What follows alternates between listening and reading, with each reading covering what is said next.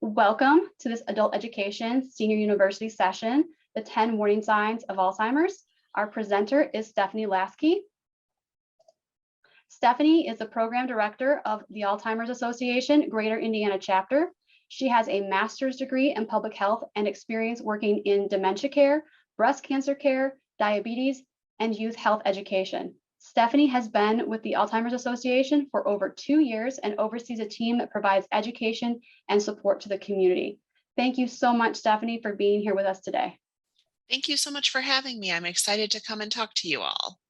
As Amanda said, my name is Stephanie, and I am the Program Director with the Alzheimer's Association. I am so excited to be here with you all today to talk about the 10 warning signs of Alzheimer's. Now, this is one of my favorite programs because I think people come into this program very nervous. They're very worried that if they lose their keys or they forget something at the grocery store or something like that, that's a sign of Alzheimer's disease. And what I love about this presentation is that we are going to talk about the difference between things that we should be worried about as warning signs of Alzheimer's disease and things that are called normal age-related memory loss. So one thing that I learned when I started working at the Alzheimer's Association is that our brains peak at about the age of 25, which of course is vastly unfair to any of us who are over the age of 25. So there is a certain amount of memory loss that comes with aging just in general. And as my great-grandmother used to say, getting older is better than the alternative. So that being said, hopefully I can put some minds at ease today in terms of knowing that there is a certain amount of memory loss that's normal as we age. But also, if there is something that someone is concerned about, help you get to the right place in terms of looking for a diagnosis.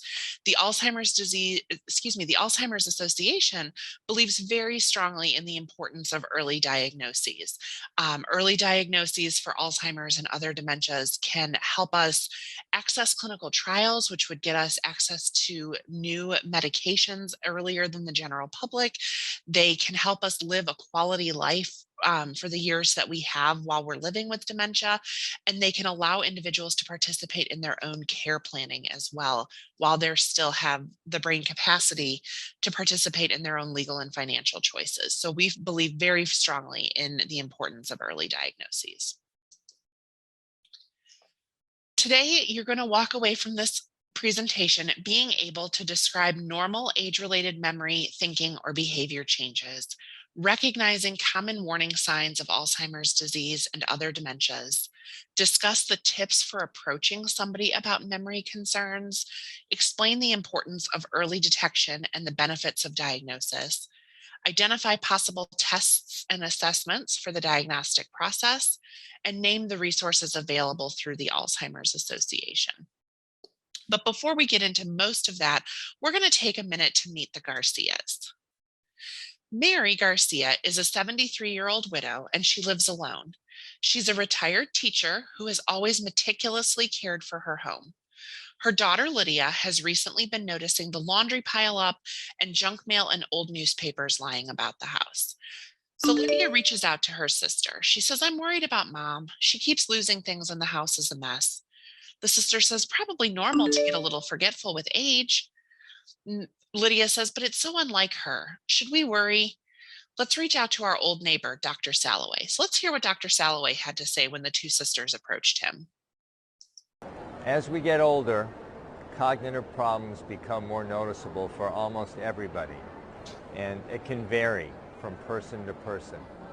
Typically with age, people have trouble coming up with the word they want right when they want it. They have trouble remembering names, and they don't think quite as quickly. What's more concerning, or what might be the beginning of a memory problem, is people have a lot of trouble coming up with words or names, and it's happening more frequently, and the words or names don't necessarily come to them later. And then they start misplacing things, but not just once in a while, because we all misplace things, but more often. And it begins to interfere day to day. That should be a warning sign for people that this might be the beginning of a memory problem. Beginning to interfere with our day-to-day life should be a warning sign that this could be a memory problem. I love what he says there. There's a difference between forgetting things once in a while and our forgetfulness or our inability to keep track of things actually interfering with our day-to-day life. So we're going to go ahead and take some time to learn about the 10 warning signs of Alzheimer's today.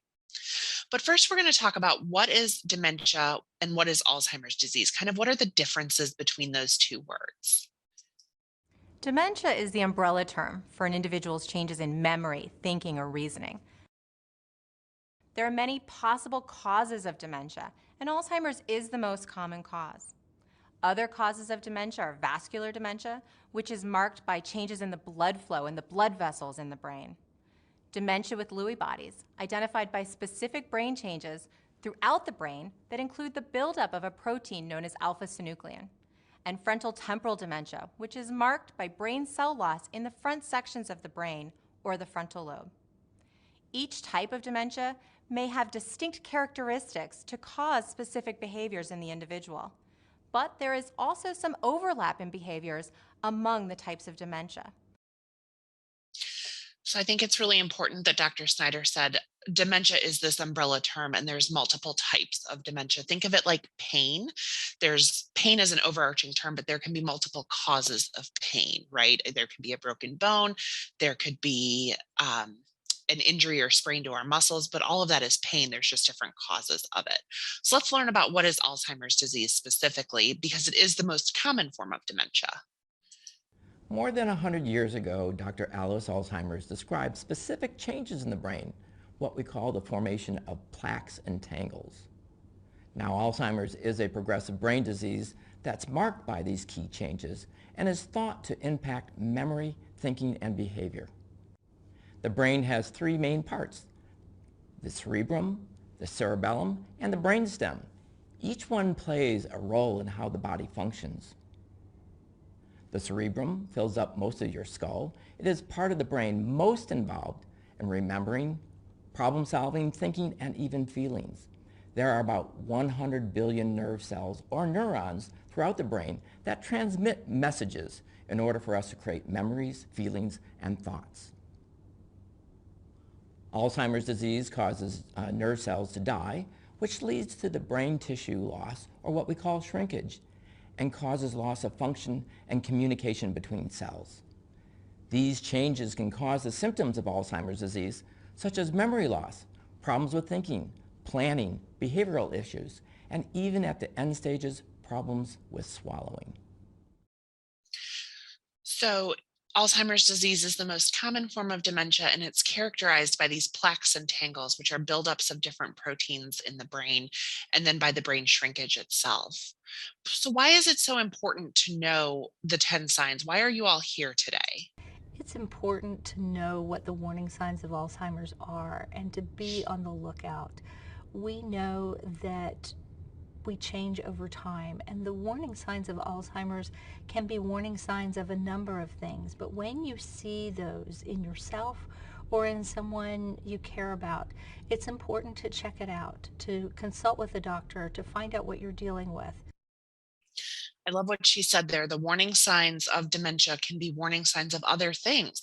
That's why it is so important to get that early diagnosis, because if it's something maybe more treatable, of course, we want to be able to take care of it. And if it is Alzheimer's or another dementia, we want to be able to help that person live the highest quality of life possible. So you can see all of the 10 warning signs on this screen, and we're going to dive into each one of these individually. So probably the warning sign that most people think of when they think of dementia is memory loss. But I think it's really important here that we note that this is memory loss that disrupts daily life. So one of the most common signs of Alzheimer's is forgetting recently learned information. Other memory loss signs include forgetting important dates or events, asking the same question over and over, increasingly relying on memory aids such as notes or reminders, or family members for tasks formerly managed with ease. On the flip side of this, a typical age-related change is sometimes forgetting names or appointments, but being able to remember them later. Another common sign is challenges in planning or solving problems. Some people may experience changes in their ability to develop and follow a plan or work with numbers. So, this could result in trouble following a familiar recipe or keeping track of monthly bills, something that they've done 100 times, making their favorite recipe they might have trouble with moving forward, or difficulty concentrating or taking much longer to complete tasks.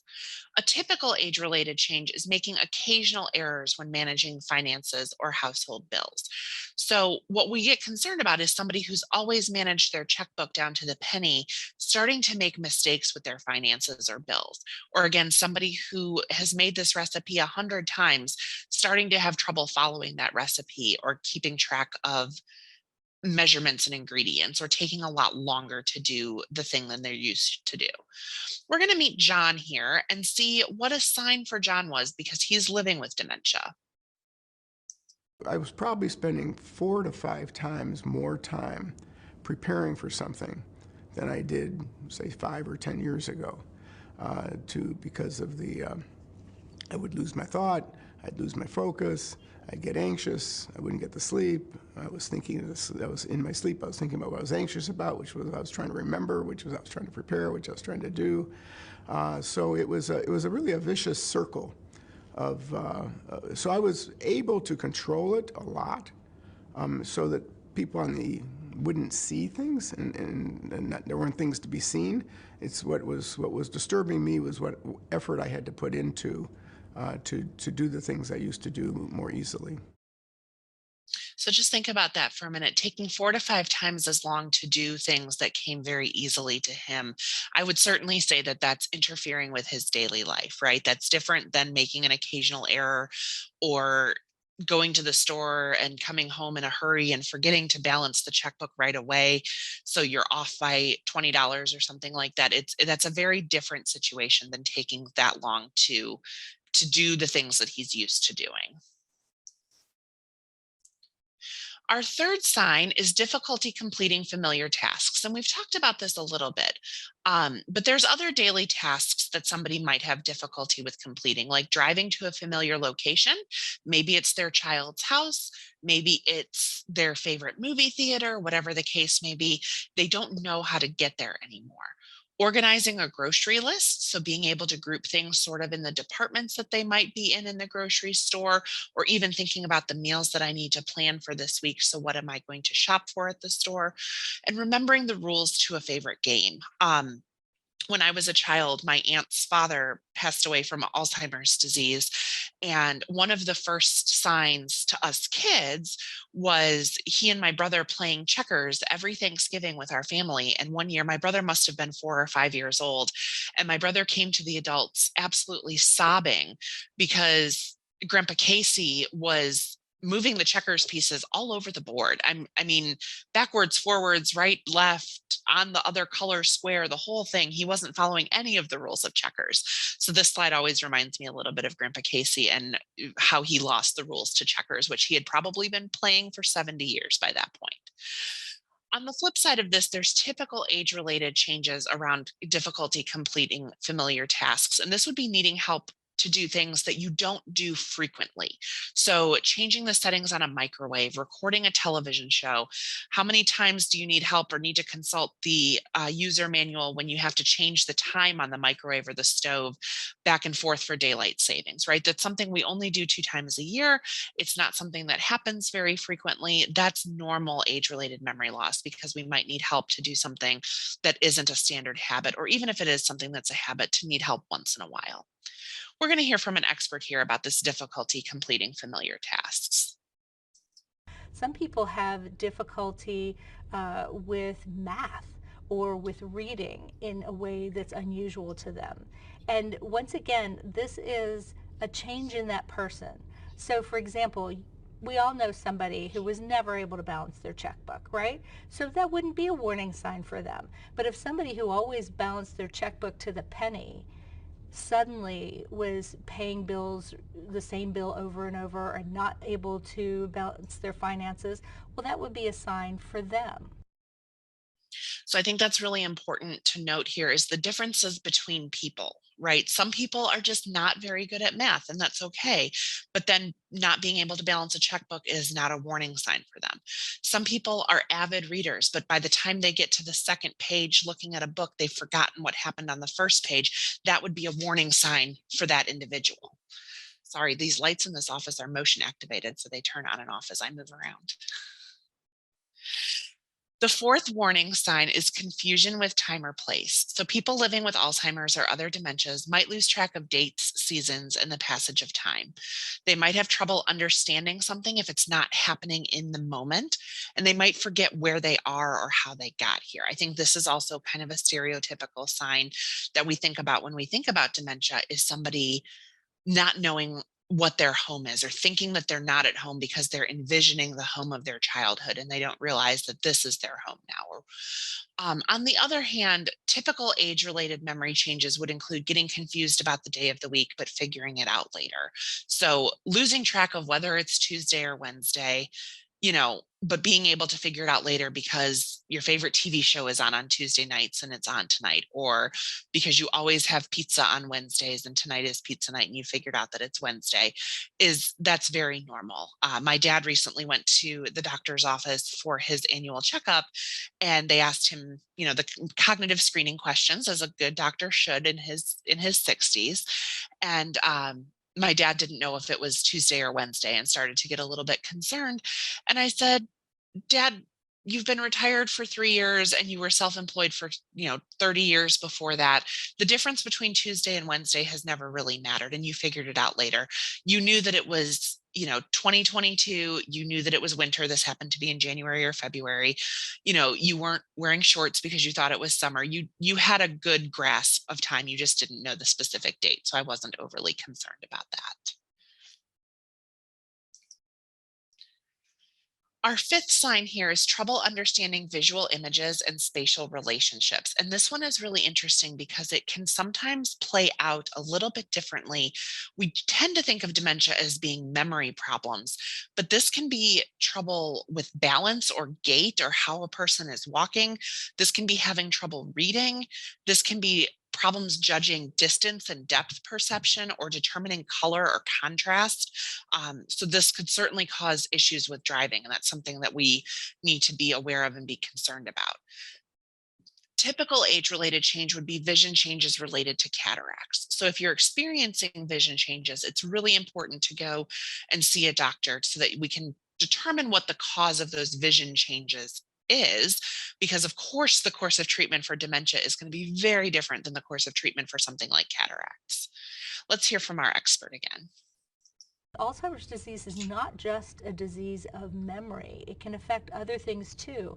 It can affect the way that we perceive what we see. So sometimes somebody in the early stages of Alzheimer's might go to the eye doctor because they're having trouble seeing, and in fact their vision is just fine, but the way they're perceiving what they're seeing may be difficult. I think that's just fascinating. It's not the way that they're seeing it, it's the way that their brain is processing their vision, which of course makes sense when you think about Alzheimer's disease as being a disease of the brain. Their eyes are working perfectly fine, but it's the way that their brain is processing those images that changes. The sixth warning sign here is new problems with words in speaking and writing. So people with Alzheimer's disease might have trouble following or joining a conversation. This might happen because they could stop in the middle of that conversation and not really have a clue of how to get going again and how to continue that conversation. They could repeat themselves. This is kind of a classic sign, especially in the middle and later stages of the disease, where somebody repeats constantly or asks the same questions over and over, or whatever the case may be. They could struggle with vocabulary or have trouble naming a familiar object or using the wrong name. So one thing that we hear sometimes is people might lose the word for wristwatch and they might call it something like a hand clock. They get their point across, but that's not really the normal vocabulary or the normal name of the object that we're looking for. Sometimes having trouble finding the right word is perfectly normal. That's something that happens to everybody, especially if you have any anxiety in the conversation that you're carrying out or anything like that. It's very normal to struggle to find the right word sometimes. It's, again, when this interferes with the ability to carry on a conversation, or you don't really have a way to get around it and get back to the meaning of the sentence that you're trying to say, is when we start to worry. Let's learn from Phil what a sign was for him related to speaking in words.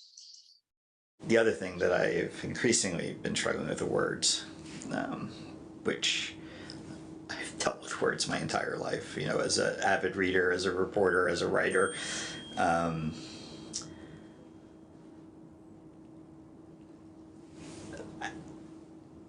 I struggle with them now. So again, Phil is somebody who's worked with words his whole life, so struggling with words is a concern for us. If it's somebody where English is a new language to them as an adult, them being unable to read a novel written in English is probably not a big concern, right? This is something that's new to them. It's something that their brain is learning. But somebody who has worked with words and worked with the English language their whole life, struggling to read and make sense of words now is a concern. So the seventh warning sign here is misplacing things, and this is key to me, losing the ability to retrace their steps, right? We've all had that moment where we're walking in the house and the dogs are barking and we're going to go see who's at the front door, and we put our keys somewhere where we don't normally put our keys, and then the next morning we can't find our keys. But we can think to ourselves, oh, this is what happened. I remember where I put my keys now. Somebody with Alzheimer's disease might put things in unusual places and then not be able to retrace their steps. They might also, because of this, accuse people of stealing their things, and this can happen more frequently over time. Now, again, typical age-related changes would be misplacing things from time to time, but being able to retrace your steps and find them again. So some people wonder if, if they lose their keys or their glasses or their purse, is that a sign of Alzheimer's? And one thing that I would say about that is, for most of us, we might misplace something, but then if we retrace our steps, we can usually find it. We can usually remember. For a person with Alzheimer's, sometimes they're not able to retrace their steps. Sometimes that memory is just gone. And so when they do find their keys next to the phone because they got interrupted by a phone call when they were coming in, and they set their keys down in an unusual space, so there they are next to the phone. If that happened to you or me, we'd probably remember, oh yeah, the phone was ringing when I came in the door. I put down my keys. The person with Alzheimer's might not remember. They might wonder who's moving their keys around because they never put their keys by the phone. So that's just a little bit of a difference in some of the dynamics with losing things in Alzheimer's. If you think about it, these two pieces here make a lot of sense together. If we lose our items and we don't remember where they've gone or why they're in this new place, it makes sense that we think that somebody might be stealing from us or moving our things around on us. So I think those two things going together makes a lot of sense and really helps me put misplacing things in perspective, because again, I can retrace my steps, or if I find the object, I can sit there and say, oh yeah, of course, that makes sense. I remember why I put it in that strange place.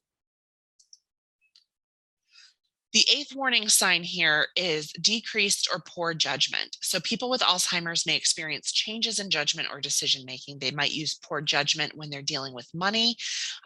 This is particularly why people are trying to scam older adults who might have memory issues. They could also be paying less attention to grooming or keeping themselves clean. Again, these are changes that are unique to this individual. I like to say here, we all know people who just have bad judgment. I am related to several of them, but that is not what we're talking about here. We're talking about somebody who used to be good with money, or used to be good with grooming, or used to be really well at keeping themselves or their household clean, but now they're not anymore. On the flip side of this, typical age-related change would be making a bad decision once in a while. So we forget to change the oil in the car, we neglect to do that, or we forget to change the batteries in the smoke detector, something like that once in a while. That's probably pretty normal. Again, it's when it starts to interfere with day-to-day life. But let's hear from Teresa about what was some signs for her related to poor judgment. The way I kept my house, I wouldn't say I was OCD, but pretty close to it. and all of a sudden, everything was okay with me. It's like, oh, it's a pile, I'm tired. So my dining room table usually looked like it was someone's office, because I always would say I would do it tomorrow. And then my bedroom, as far as clothing, I would just put it in a corner, put it in a chair. And all of this is just, I wouldn't say it looked like I was a pet wreck, but really I was, because I never threw anything away. I always would say, I'll get to it, but I never did get to it. So just the way of my standard of living, it was actually decreasing. So again, this is coming from somebody who always kept a meticulous home to now not be keeping that same level of cleanliness in her home. There are some people who keep house the way that she's describing she is with her illness, where their dining room table is covered in papers, and that's normal for them, and that's okay. That doesn't mean that that's a sign of dementia in that person if that's normal for that particular person. Another warning sign here is withdrawal from work or social activities. So a person living with dementia can experience changes in the ability to hold or follow a conversation. We already talked a little bit about that, but as a result, they might withdraw from hobbies or social activities or other engagements, or have trouble keeping up with a favorite team or activity. Maybe this is somebody who loves watching, you know, I'm in Indianapolis, but loves watching Colts football, right? So they love watching football. They know all the Colts, they know all about it. And now all of a sudden they're kind of withdrawing. They've lost interest in that hobby of theirs.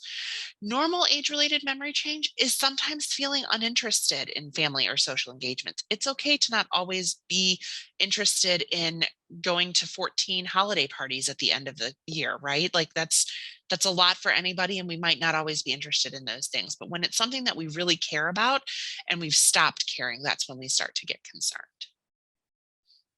One of the most common changes, and early on, is the person's comfort zone shrinks a little bit, and then that gets worse throughout the course of the illness. So they're less comfortable going out, they're less motivated to do things than they were in the past. So there's some change in day-to-day functioning that way. I think people also lose confidence in their cognitive abilities, because they may not recognize someone or know their name or find the right word, and they'll feel awkward, and they don't want people to notice that, so they feel more comfortable at home or in situations with family where they're very, very comfortable with that wouldn't concern them. So people tend to withdraw a little bit and be less outgoing. That's can be one of the early signs of Alzheimer's.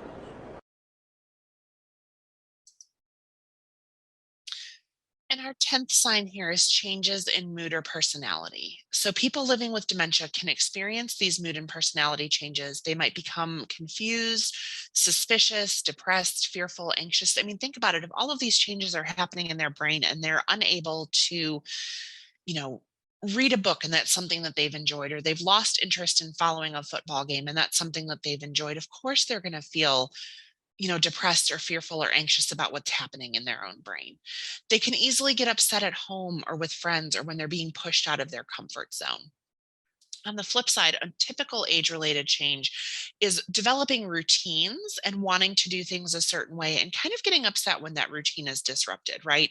I mentioned earlier, always having pizza on Wednesday night, and that's their routine. And if all of a sudden that changes because they've got a grandchild's birthday party to go to, and they're not getting their favorite TV show on Tuesday or pizza on Wednesday, or whatever the case is, that's normal to get a little bit upset about the disruption in routine. What's abnormal is getting very depressed or fearful or anxious, and again, that impact on the day-to-day life and activities. Another early sign of Alzheimer's or dementia is subtle changes in behavior. So all of a sudden, the family may notice the person is more easily irritated, or more impatient, or a little moody, or have a shorter fuse, or more anxious. Now, there's lots of things that can cause that, but often that can be an early symptom of Alzheimer's, or go along with the early symptoms of memory loss. So let's go back to the Garcias for a minute. We need to figure out what these signs mean and decide on the next steps. So one sister says, did you look at the warning signs information that I sent? I did, but I still don't know. Mom's showing a couple of the signs, but not all the time. How do we know if it's serious enough to see a doctor? Well, let's check again with Dr. Salloway and see what he has to say. Memory is not all or none, especially when there are early symptoms or signs. So on a good day, people might function very well and not really even, no one notices there's a memory problem. But on other days, especially if they're tired, then things become more noticeable. So memory is variable. It's not all or none. And then there are different type of symptoms that develop for each person. So some people may have trouble with language, may have trouble with organizing themselves, may have trouble navigating while driving, and other people don't have the same symptoms. So you don't have to have every symptom of Alzheimer's to be concerned. And I think the most important thing is determining what has changed from that person's normal level of functioning. And usually people have a pretty keen sense of, what they can normally do well. And then when either they or the family notice that there has been some change from that usual pattern of functioning, that should be a warning sign to people. But they don't have to check off all the boxes. So they don't have to check off all the boxes, and we need to understand that the changes are based on that person. Again, somebody who is not good at math, being unable to balance their checkbook, that is a thing that they have always struggled with. That's not a change. What we're concerned about are changes that interfere with an individual's day-to-day life. And if you notice any of these signs in yourself or someone else, it's important to see a doctor for many reasons. And we'll talk about some of those reasons as we continue. So now we're going to talk about the importance of early detection and why it is so important to go and see a physician if somebody is displaying some of these symptoms. It's a very interesting phenomena that people who have memory problems are often less aware of it than family members or their friends who know them well. One of the reasons for that is our ability to monitor ourselves, which is an important part of brain function, decreases when we start having memory problems. Not in everybody, but commonly, and more than half the people with memory problems. And so the person is just not keeping track of the trouble they're having day to day. But the family members are, paying attention. If they're paying attention, they see, boy, this is starting to happen a lot, and the person's not aware of it. So the family's more aware, and they may talk to their loved one about it, and they say, I've noticed you've been repeating yourself. And they say, I'm not repeating myself. And that could either be due to the fact that they're not aware of it, or they may not want to acknowledge it. So it's really important for us to pay attention to what our loved ones are doing and saying, because as Dr. Salloway said, they might not be aware of these changes, or they might not want to acknowledge it. And sometimes bringing it up in a safe way, and we'll talk about how to do that, helps them to acknowledge that these changes are happening. Let's hear what Mary noticed about her loved one with dementia. I was so adamant about what was happening to Daryl. I wasn't sure. I didn't know. And this wasn't the person that I know. This wasn't the person. Daryl was my husband was very, he always had to be building or designing or working with his hands. And it was getting to the point where he wasn't, and he was becoming very frustrated when he was forgetting to do things or go places.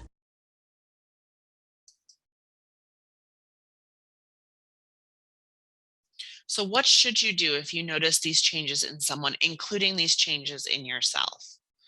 Well, there's 10 steps to approach memory concerns, and they're divided into kind of 3 categories. The first is to assess the situation. The second is to have a conversation. And the third is to reach out for support. So when we're assessing the situation, we want to ask ourselves a couple of questions. What changes in memory, thinking, or behavior do you see? What else is going on? Is this person under a lot of stress? Are they moving? Are there other things happening that could be causing these things? Learn about the signs and the benefits of early diagnosis, which you're all doing today. And see if anyone else has noticed these changes recently. If you are a spouse of somebody who you're noticing these changes for. See if adult children have noticed, or if a best friend has noticed. If you're an adult child of somebody who's seeing these things, see if your other parent has noticed, or if a neighbor has noticed. See if other people are noticing these same changes in this individual. Once we assess the situation, it can really be helpful as you're assessing the situation to write things down, write down examples of times that you've noticed these different changes, what else was happening, what other people are saying. Then we want to have a conversation with that person who is starting to experience some of these changes. The first thing to think about when you're talking about having a conversation is who should have the conversation to discuss the concerns. Should this be the person's spouse? Should this be an adult child? Should this be a neighbor or a best friend? Who is the best person to have that conversation? What's the best time and place to have that conversation? And this is going to look different for everybody. We, of course, want to find a time when that person is calm and probably in a peaceful environment, right? But what is that best time and place? Is it at their home? Is it at a friend's home? What is the best location and the best time of day? And what will you say? The person who's going to have this conversation with the person who's showing changes, what are they going to say? Take some time to kind of jot down your thoughts and your ideas so that you know what you're going to say. Recognize that this might be really emotional for that person. And we want to make sure that we're giving them time and space to hear these really hard things. Offer to go with the person to the doctor. This can be a really scary thing to have to do, or a scary thing to have to face. But if we offer to go with them to the doctor, they know that you're there to support them and that you're there to help. And sometimes this is not all going to happen in one conversation. This might have to happen multiple times, maybe by different people, maybe by the same person over and over again. It just kind of depends on the situation and the individual, but you might have to have multiple conversations. Once you've assessed the situation and had that conversation, please reach out for support. We want to get this individual to the doctor, but we are also here at the Alzheimer's Association to help and support you and your loved ones in any way that we can. You can certainly turn to us for information and support, and we'll talk about how to do that in a little while. And then lastly, of course, see the doctor. Go with that person to see a physician to get a diagnosis and figure out what exactly is going on. The sooner we can get the diagnosis, the better for everybody. Most people address concerns about their memory, thinking, or behavior with their primary care physician. However, sometimes that primary care doctor will refer the person to a specialist for further testing and evaluation. These specialists could include a geriatrician, a neurologist, a neuropsychologist, a psychiatrist, or a psychologist. So don't be afraid if the physician is referring you to a specialist. It doesn't necessarily mean anything terrible is happening. It just means that it's beyond the scope of that physician's expertise, and they want to make sure that you're getting the best help that you can. So what are those benefits of early detection? There are a number of benefits in early detection of Alzheimer's. For one thing, a person is able to have a voice in what happens next. They can make plans. They can live life more on their own terms. They can also make plans for the future, financial plans, care plans. They can let people know what they want, which can be a real gift later on. It also allows time for families to make plans and to make decisions about who can do what and figure out care and those kinds of issues. Some people are interested in clinical trials. Clinical trials allow people to have access to treatments that aren't available yet. And for some people, that can be a really important thing to pursue. So as Ruth said, there's multiple benefits to early detection, including the opportunity to plan for the future, explore treatment options, and participate in clinical trials. But in terms of early detection, it's so important to pay attention to changes in memory, thinking, or behavior. And if you see changes that are unusual, be sure to take action by having a conversation, using those 10 steps to approaching memory care as a guide to having that conversation. So what do we do if we are seeking a diagnosis, if we have noticed some of these warning signs in a loved one. We've had that conversation with them, and now we're going to the doctor to get a diagnosis. What does that look like? We're going to do a quick knowledge check, and this is kind of hard to do over Zoom. So I guess just answer the question in your own head and see if you get it right. But there is currently no way to diagnose Alzheimer's disease. True or false? The correct answer is false. There are a number of assessments and tests that make it possible for healthcare professionals to diagnose Alzheimer's with a high degree of certainty. It used to be true that there was no way to diagnose Alzheimer's disease until an individual passed away from the disease and we were able to autopsy and see the brain shrinkage. But now there's a lot of tests that we can do to know with pretty good certainty that this person has Alzheimer's disease. Let's go back to Mary Garcia. So Mary and her daughter went to the physician, and the physician performed a number of tests on Mary. He did a medical exam, a medical history, a physical exam, some laboratory tests, and a mental cognitive status test. There were other tests that this physician could have done. He could have screened for depression, as we talked about earlier. He could have done an interview with a close companion, maybe the daughter who lives very close to her. He could have even done brain imaging and cerebrospinal fluid, which is a spinal tap analysis. So there's a lot of things that the physician could have done. Some of these are harder to get or more expensive or struggle with insurance payments or whatever the case may be. The 4 that are checked here are pretty common for somebody seeking a dementia diagnosis.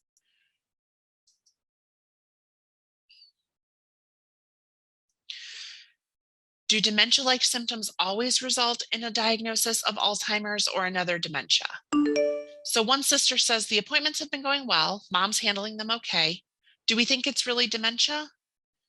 I guess we won't know until we get a diagnosis, but let's ask Dr. Salloway if it could possibly be anything else. So what else could this be? Someone could have high blood pressure that's out of control, or they might have a thyroid condition that's not regulated, or diabetes that's not right, or on a medication that actually can cause memory loss. Drinking too much alcohol can make memory worse. So there are a lot of factors that go into cognitive difficulty with aging that some of them can be remedied. And so we want to do everything we can to improve cognitive ability and quality of life. So as Dr. Salloway said, some of these things that can cause memory loss are things that can be remedied. So we want to make sure that we are going to the doctor and getting that diagnosis as best we can.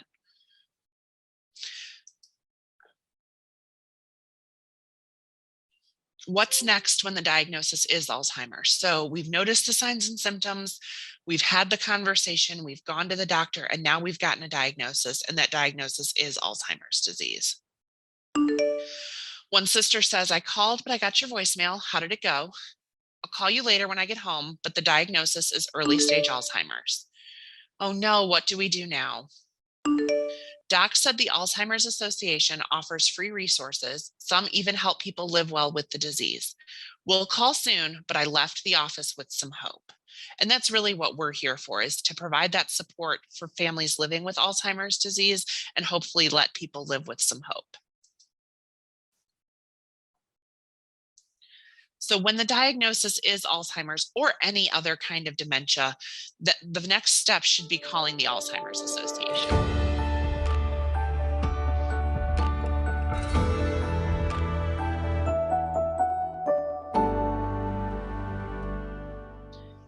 So we are here to help and support you. We lead the way to end Alzheimer's and all other dementia by accelerating global research, by driving risk reduction and early detection, and by maximizing quality care and support. Our vision is a world without Alzheimer's and all other dementias. If you take nothing else away from our time together today, take down this 800 number, 1-800-272-3900. That line is staffed 24 hours a day, 7 days a week by helpline agents and master's level social workers who are there to provide help and support to you. And if there's something that you need on a local level, I have daily communication with that helpline, and they will let me know if there's something that we need to follow up with on a local level.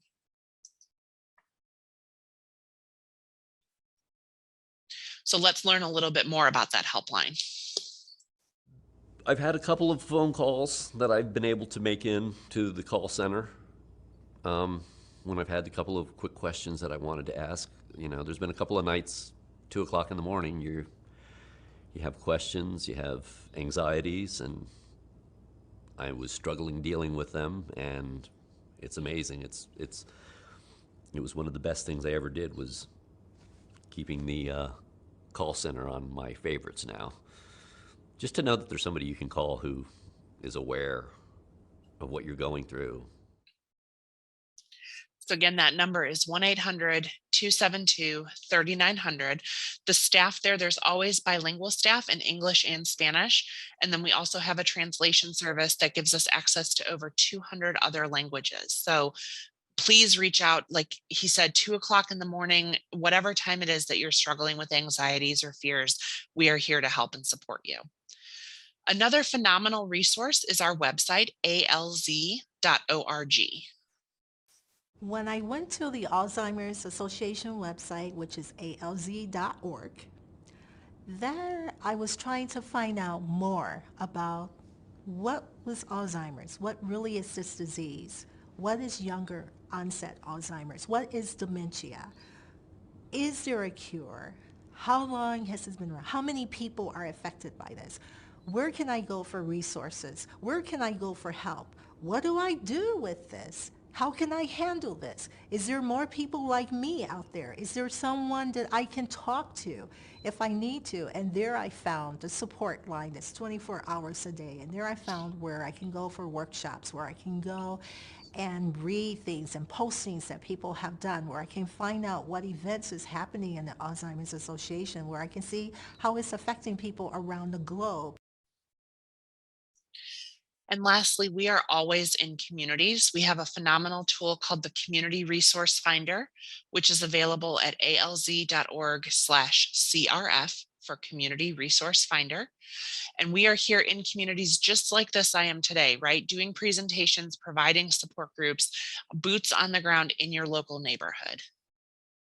Since I've been diagnosed with dementia, the one place that I know I can go to for assistance and help and support is to the Alzheimer's Association.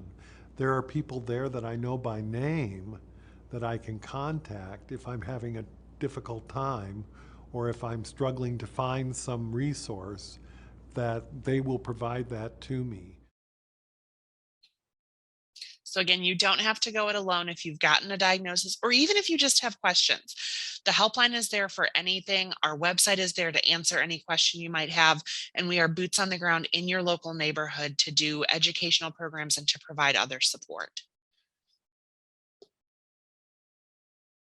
If you're interested in fighting back against Alzheimer's disease and other dementias, there's a few ways that you can get involved.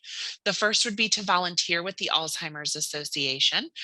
So whether you can spare a few hours a week or make a very significant time commitment, we have a lot of opportunities available in terms of becoming a community educator, joining your local walk planning committee, etc. If you visit alz.org/volunteer, you can learn how to get involved on a local level. We also advocate for public policy changes that impact people living with Alzheimer's disease, and you can become an advocate and speak out on behalf of those facing Alzheimer's disease by going to alzimpact.org. If you're interested in clinical studies, we run a clinical trial matching service called Trial Match, and it's at alz.org/trial match. And this allows healthy people and people with a dementia diagnosis to participate in clinical research and advance the science further. We, of course, run our Walk to End Alzheimer's. This is held annually in more than 600 communities. There are 3 walks up in northwestern Indiana, 1 in each Lake, Porter, and LaPorte County every year that you can get involved in to raise awareness and funds to benefit care, support, and research. And you can get involved by going to alz.org/walk. And finally, the longest day is June 21st this year. This is the day with the most light, the summer solstice, and we raise funds and awareness for care, support, and research. This is a do-it-yourself fundraiser. People will monetize anything that they like to do. They'll do a readathon, they'll knit a big blanket to auction off and donate the money back to the association. My kid did a lemonade stand last year. Nothing is too big, nothing is too small. And if you're interested in participating there, you can visit alz.org/thelongestday.